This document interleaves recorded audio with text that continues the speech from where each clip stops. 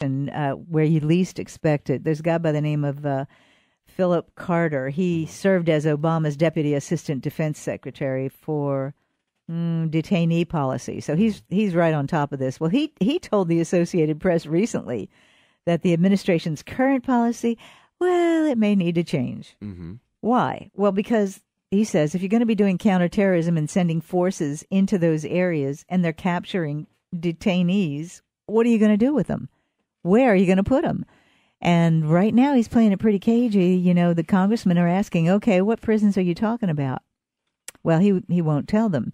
Nobody wants it in their backyard because of the attraction it might be for further terrorist activity on American soil. It's going to be a magnet. You know that. Wherever they put them, it'll be a magnet. They've got some in that maximum security. That's Moussaoui and Abdul Matab, or whatever the guy's name was, the underwear bomber and the sneaker bomber, and the ones that all happened here on American soil have been tried here. But these are enemy combatants detained on foreign soil. So it's a whole different animal when you come to that. So you have to think through. The whole idea goes against our normal jurisprudence where you hold people without due process, but this is really kind of a sticky one, and he's threatening more executive action with it. I don't see how it's going to hold water because they've already got laws on the books saying they're not going to transfer them here. They will not let them here. So what's adding to this, though, Brandon, mm-hmm. is the fact that they closed the detention facility at the Bagram Air Base. Mm-hmm. So what are they going to do with these guys? His own people are questioning, what are we going to do with these guys? If we're going to have counterterrorism over there, and we capture these people over there, we don't want to bring them back here. So we have to have a place to keep them. So, all right. So what we're going to do is we're going to go to the phone lines because they are lit up right now. And again, all we ask is that you keep it on topic. If you go to another random topic, I'm sorry, but we're going to hang up. So just stay on topic because we want your thoughts on this topic, which is dealing with Guantanamo Bay. So let's go to the phone lines right now. All right, caller, go ahead. Yeah, Brandon, this is Warren. Hey, Warren. Yeah, I guess you want me to go ahead and do my segment? Oh, yeah, go ahead and do your segment, right. Warren. There's kind of two sides to me about this deal with the Guantanamo Bay thing, and always has been. And one is that if we're supposedly in war, which is what I keep hearing this topic, we're at war, this is war. Well, there are different rules being at war than there are being in the regular discourse of civilian life. And that if these things are so bad, why don't we, and which they are, I mean, the people that I'm telling you, if they are, why don't we just go ahead and have those military tribunals? And if they're found not guilty, turn them loose. And if they're found guilty, then we carry out whatever sentence, whether it's to put them life in prison, that's where they go. If it's 2 years in prison, or if it's to be a firing squad, then let's just go ahead and get it over with. But just dragging this thing on and keeping people there for years and years, some of them have been there now for 10 years? Mm-hmm. I mean, it's not right to just keep dragging them out, dragging it out. We need to do one thing, something one way or the other. And I would go back and tell everybody that in the Nuremberg trials, everybody keeps harking about the fact that these people won't get a fair trial in a civilian court because civilian juries may just find them not guilty. But in the Nuremberg trials after World War II, and we tried some of the most people that committed the most heinous atrocities known to mankind, is that there were some of them that were found innocent in a military trial. So I do believe in the American criminal justice system, and I do believe that the American people will do right by this thing, but also the one side of me says, enough is enough. I mean, keeping people in there for 10 or 12 years, my God, the longest was it stayed in Hanoi prison during the Vietnam War for like 5 years, and that was 5 years too long. But we need to go ahead and get something resolved, one way or the other. Yeah, I agree with that. But do we bring him back here? I think that the military tribunal should be held right there at Guantanamo, correct? Oh, I'm okay with that, absolutely. Yeah, I agree with you there. But let's just do it. I mean, but if you need to bring him back here and take him someplace like there's a Supermax prison in Colorado or where we got the World Trade Center bombers and some of those, well, let's just do that too. See, that's the thing that I don't think is going to fly. I don't think that's going to fly. You already hear the people in Congress are trying to find out what are the details of this. What supermax prisons is he proposing? Because they all want to say, yeah, not in my backyard, because it could be. But we also probably need to put some of the members of Congress in those places. You think? Well, all right, y'all. Let's go ahead and go to the phone lines right now because the phone lines are lit up. Let's go ahead and get a caller in. All right, caller, you're on Wingin It Wednesday. Go ahead and weigh in on Guantanamo Bay. Yeah, I think it needs to stay open because, according to all accounts across the board, Democratic and Republican, this is going to be something that's going to ramp up, and we will be further engaged with them. A bad idea is to bring those guys back to American prisons where they could find sympathizers there, and then those guys release and start raining terror on us over here on American soil. Yeah. Thanks. Yep, that's a good point. All right, thank you for your call. We've seen that kind of radicalization go on in prisons before. So, and yeah, that's been a concern, I think, all along, the radicalization that could go on. Warren, any closing comments before we finish up this topic? The only thing I would say is that I believe that at the Supermax prison in Colorado, that there are people there who are spending the rest of their life in solitary confinement. Okay, let's go ahead and let one more call get in to weigh in on the topic. All right, caller, go ahead on and weigh in on Guantanamo Bay discussion. Right. So these guys are illegal enemy combatants, and that means that we should follow the Geneva Convention. So the Geneva Convention says, that for one thing, they don't follow the rules of war. They don't wear a recognizable uniform that marks them as being in the military, so you can't separate them from the civilian. And they don't obey a chain of command, so they don't follow orders. And so the punishment on the Geneva Convention is execution. Mm-hmm. So they're already guilty. They were captured on a battlefield, armed and fighting. So they're guilty. Execute them. If that's what the president wants to do is follow the Geneva Convention, let's follow. I think you made some really good points, and that brings us back to what Warren was saying about the Nuremberg trials. These were recognizable combatants. They wore uniforms. It was a state that they were fighting for, a country that they were fighting for. These guys, these are sort of independent actors, right? I mean, they don't follow anything like the Geneva Conventions. Is the caller? Did he go? Oh, yeah. He was still there. Okay. Yeah, that's Warren. Warren, do you have any comment before we go? No, I'm there. I'll be there in about 2 minutes. All right, sounds good. All right, Warren, look forward to seeing you. All right, so when we'll continue the discussion, but we'll turn over another topic when Warren gets here. We're going to talk about the Alfred Mouton statue controversy and that discussion. We're going to continue the discussion we had earlier on that. But before that, we've got news coming up. Before that, Tom Starr's daily morning update, which starts right now. So I know I needed to let Warren in. Welcome in, Warren. But I was a little, probably against my better judgment, let in Moon, because he had to come in and start conversation as soon as we go on the air. I tell you what, that's one thing about me. He fills the room. Yeah. Whatever room he's in, he fills it. Both in size and hot air. And he would agree with you. If he's listening. No, he would consider that his badge of honor. Yeah. Well, y'all, let's go ahead and we'll jump on into the next topic. And for this topic, Warren, we'll start with you. For several hours at yesterday's Lafayette City Parish Council meeting, the public weighed in on the Alfred Mouton statue controversy here in Lafayette. It centers on the statue honoring Confederate war hero Alfred Mouton, which is located downtown. Now, similar to debates happening around the country, some say the statue sends the wrong message, while others say it's a part of history. So the Mouton statue, should it be moved or not? Warren, let's go to you. When I first heard about this deal, my original thoughts were, and I said this over and over and over, that, the Confederacy lost the war. My great-grandfather fought in that war, so did 7 of his brothers. One fought with the Union. My great-grandfather went through the Battle of Shiloh, and then he was captured around Franklin or somewhere, and he spent the last 6 months of the war at Camp Douglas in Chicago, which we well know that only about half of them came out of there alive. And, I spent the first 12 years of my life right outside of Atlanta, and, the Civil War relics and all that were around us. There weren't many relics because Sherman burned all of them, but what remained of those buildings was there. And, the notion of the war to me has always been a repugnant feeling where a country went to war with itself. And these other places, Andrew Jackson said, to the victor belongs the spoils.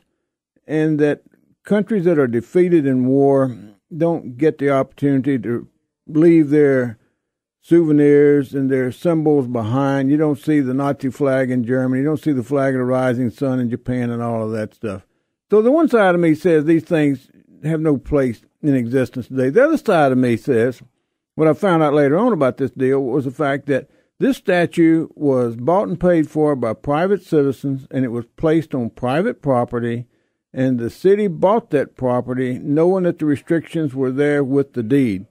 And that when you have these restrictions in a deed, it's very, very hard to get those things overturned. And normally judges won't do that unless the members of the family who originally put it in there are basically no longer around or don't care, or an organization no longer exists or whatever.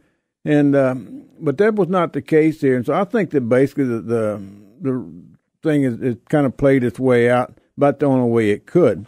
But one thing is that when they did the garbage transfer station and there were threats of lawsuits, and there were lawsuits, the city just jumped up and paid $4.5 million to take care of one of them before the ink was dry, and the rest of them got thrown out of court. So I just think, what about if the city had just jumped up and told the daughters of the American Confederacy or whatever, said, we're just going to give you $4.5 million and we'll move the statue for you. All right. Before we go to Carol Ross, we do want to remind you that you are invited to join in on the conversation. 232-1542, 232-1542. All right, Carol? Well, the Mouton family has played an integral role in the beginnings of Lafayette, forming Vermilionville, donating land for the church, the courthouse, for black churches, for the Good Hope Hall. I mean, it's not just Alfred Mouton that it represents, really and truly. And when you listen to the arguments last night, there were many, many sides of history that were presented last night. Somewhere among all those versions of history is the truth. And the truth is he did serve honorably. And when they tried to make it a pejorative, he had trouble at West Point. Well, the reason he had trouble at West Point was because he was a French speaker. He had to learn English to be able to go to West Point and to be able to graduate from West Point. You hear different stories about his Civil War service. One of the stories that I read was at that battle of, was it Mansfield, where he was killed. I believe that's where he was killed. Not Mansfield. At any rate, I'm not really that up on Louisiana history. I grew up in Pennsylvania. But anyway, the story was that they wanted to execute, his men wanted to execute the 30 Union soldiers that they had defeated. And he said, no, we're going to spare their lives. The battle is over. And one of them, as a sniper, shot and killed him. He was killed, apparently assassinated after that battle. So that's one version of history that we heard. I do want to say this. There are many Sherman statue in Atlanta. Sherman burned Atlanta to the ground, and there's a statue of him right there in the main square. George Washington and Thomas Jefferson, these were flawed men, but they were men of their times that not necessarily are reflected today. What bothers me most about this, and I'm glad they had the discussion last night. At first I thought, well, let's hear what the injunction says. Let's hear what the lawyers say. But I think it was a good thing to go through, hear all the discussion, hear all the different points of view, and let's use it as a teachable moment. Let's remember our history. The Germans haven't torn down all those concentration camps. No, they don't fly the Nazi flag, but they haven't torn down those concentration camps, and they use those as a reminder, a teachable moment that this was a horrible period of their history. This was a horrible period of our history. We should never forget it, but we need to heal and move forward, and we should use this as that opportunity to move forward. These people who keep looking at the past and wanting to be victims, you're not going to progress any farther if you keep looking backward. It's time to look forward and work together. All right, we're going to go to Warren, but first let's go to the phone lines because they are lit up right now to no surprise. So go ahead, caller, with your thoughts. Well, thank you for those thoughts. All right, let's go back to the phone lines. All right, caller, welcome into the conversation. Go ahead. Okay, hold on to your seats, fellas. First of all, about the statue. I'm born and raised in Lafayette, right off of Moss Street. If they take that statue down, I'll be ashamed to come to that town. That's my heritage. Let's get rid of the pelican flag. The Confederate troops flew that all over the South. We got to get rid of that too. Let's get rid of the American flag. It flew over slave ships. We got to get rid of that too. This is my heritage. Look at Martin Luther King Boulevard. Why are we naming streets after a reverend? What happened to the separation of church and state they hold so dear? This is my heritage, and the statue should stay where it is. The man dedicated a lot of the land that Lafayette was built on, did he not? His grandfather did, Jean Mouton. But, you bring up an excellent point because, people have talked about erecting statues to other people, but look, we have two major facilities in Lafayette. The Rosa Parks Transportation Center, great idea, named it after Rosa Parks. We have the Clifton Chenier Center, which is a service center for the consolidated government. Those are two great examples of positive dedications that we've done in this community. I think those should be honored as well. And Warren needs a lesson in history. First of all, when the South seceded, the North did not recognize the secession, nor did they recognize the Confederacy. They considered the South still part of the United States. To the victor do not go the spoils. This is the United States according to the North. All right, we're going to go ahead and let Warren jump in. Thank you for your call. Yeah, there's three things. First of all, the Confederacy did form themselves as a country, whether it was recognized by anybody else made absolutely no difference. Secondly, I would like to point out to Carol is that please don't say that George Washington and Thomas Jefferson were flawed men. And the other part I want why not? They were flawed men. Well, not by my standards. The next thing I want to tell Carol is that they very were human. Hold on now. They were human. Hold on. One of the things I want to tell Carol, that very well may have been one of your Pennsylvania ancestors that shot old Alfred up there after the Battle of the Mansfield Bridge or whatever. But back on a serious note, when I moved to Louisiana, and I'm a transplant, but I came here in 1981, and I will have to say that I thought it was somewhat odd that they had a parish in Louisiana named Jefferson Davis Parish. So there you go. And that I also thought it was very odd that they have a national park honoring Jean Lafitte, who was the ISIS of his time, a pirate. That's what ISIS is. They're pirates. They're lawless, murderous, thieves. They go out there and capture women, kill the men, get the loot, Warren, and they move look on. out. And so Jean Lafitte, in many cases, was hired by government. He was a buccaneer. He wasn't necessarily a pirate. He was a murdering, thieving pirate. He was hired by the government, just like the government tried to hire the mafia to kill Fidel Castro. We have a flawed government too. But I'm going to also say that. This one black friend of mine was talking about, grew up in Lake Charles, and said she told some of her friends, and they were over at the contraband days, and she says, "What are you celebrating? Do you know that your ancestors were the contraband?" All right. That's what happens when you start really looking at history. It just a lot of things come in. But by the way, no, it wasn't. It would not have been one of my ancestors because my grandparents didn't come here until the early 1900s. All right, we had nothing to do with this. Let's go to the phone lines, and as they continue to be lit up. So, caller, go ahead and weigh in. Hello? Yes, go ahead, caller. Yeah, regardless of history, I'm going to speak for many people and say that I'm quite tired of these monuments and whatnot, and local government kowtowing to progressive motions to get rid of it. I equate it to book burning. It's our heritage, as another caller said. Yep. Regardless of whatever anybody thinks, that's our heritage. We want it there. So quit trying to come in and sweep it all away. All right, thank you for your thoughts. All right, let's go back to the phone lines. All right, caller, go ahead and weigh in on the topic. Well, a couple things. So after the Civil War, nobody was tried for treason. And then in 1950, the Congress passed a law that gave Confederate veterans the same status as Union veterans, which is why they get grave markers. But do you know why no one was tried for treason after the Civil War? Because they just fought a war to unite the nation, not tear it apart. A trial for treason would have undone 4 years of war. So now, when there are people that are trying to divide us on this, you have to know that that's not for the good of the nation. Yeah. The good of the nation didn't try any of those people that fought against them for treason. People that are trying to tear us apart now and separate us, those are the ones that are treasonous. All right, thank you for your thoughts. All right, go ahead, Warren. You want to? Yeah, I think that actually that after the Civil War that Abraham Lincoln, right before he died, he said we're going to offer charity to all and malice towards none. We're going to heal the wounds there, and which is one of the reasons why you didn't have tribunals and all that kind of such stuff. Secondly, I think what Congress passed in the 1950s was not an act recognizing the Civil War veterans as American veterans, but recognized their widows, that they would continue to receive a veteran's pension. Benefits. It was a terrible, terrible time in our history. There is no question about that. But I tell you, I did read the article. Zachary Richard got up last night and spoke about the article that he wrote after the monuments controversy in New Orleans. And some people feel that this is sort of a continuation of that it was triggered by that. But he very wisely said, and these things happened. We cannot erase history. We have to use it as a teachable moment and not dishonor either side, the feelings of either side. So I think from that standpoint, the dialogue last night was well worth it.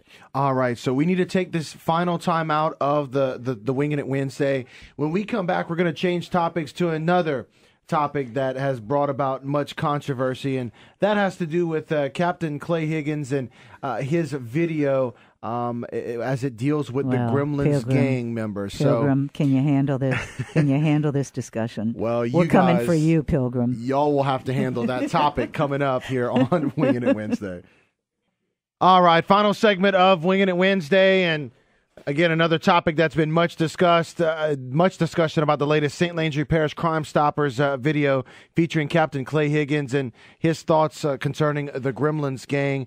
And basically, one of our listeners had this point of view, said, quote, "I consider his rants a matter of inciting violent confrontation, which might well occur in a public setting and could easily involve innocent Louisiana citizens.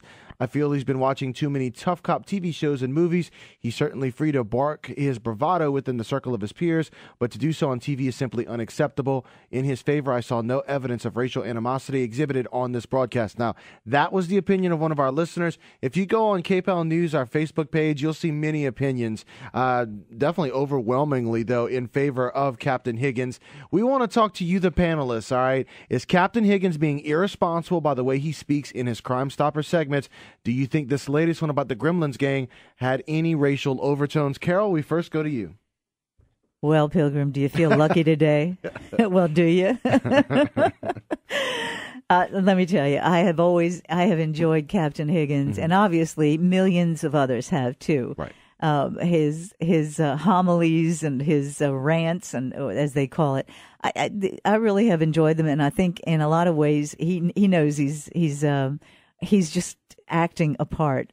But this video is a little bit different. This one is a little bit longer and gets a little bit maybe a little too.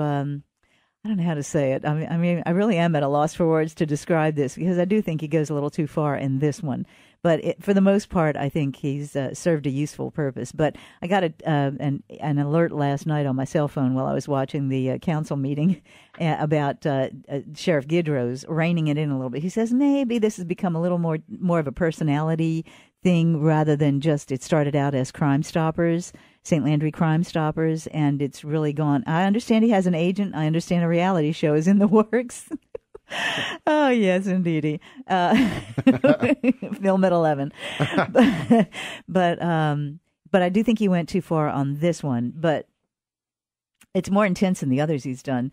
But do you think the guys that he goes after are watching? I don't think so. And maybe it's my weird sense of humor, but I've always taken these with a little bit of a grain of salt, But they've obviously captured the attention of a lot of people. I mean, the John Wayne analogy has been used on Captain Higgins before, but Sheriff Gidrow says he is going to rein it in, bring it back to the original intent of Crime Stoppers, and I don't think that's a bad idea. Okay, Warren, you get the final thoughts on this. 1 minute. Kind of reminds me of the sheriff in Florida where they chased the man down who killed 2 police officers, execution style, on a regular old traffic stop. And when they found him, they shot him 68 times. And then the press asked the sheriff, said, why was he shot 68 times? And he said, because it's all the ammunition he had. And then the coroner ruled the death natural causes. And they said, well, how can you say it was natural causes? He said, because when you shot 68 times, naturally you're going to die. You Oh, know, my gosh. the problem is that we've got too many people out here who want to have the touchy feelings deal here about don't call my son an animal and that kind of stuff. Well, you shouldn't have raised an animal. You know, and did Higgins go over the line a little bit? Probably did, you know, but also, and he says, you know, you point your weapon at us, we're going to return fire. Now, return fire means you fired at first, you know. Now, maybe what he really meant was you point your weapon at us and you're going to get 68 bullets before you can pull the trigger. And, you know, maybe it went over the top a little bit too, but look, the man got some good points. All right. Thank you all again for another great segment of Wingin' It Wednesday.